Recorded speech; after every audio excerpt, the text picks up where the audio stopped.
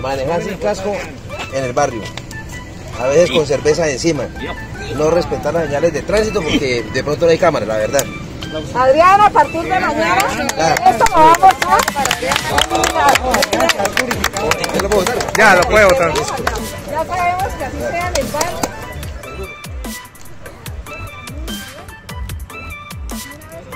Elimina ese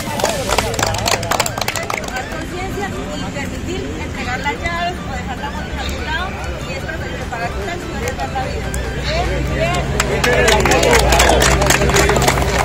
Y bajar 2 pies es la idea, ¿no? Su motocicleta, las maniobras.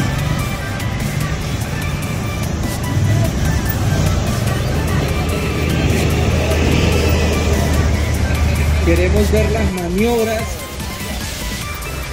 que hacen ustedes con sus motocicletas y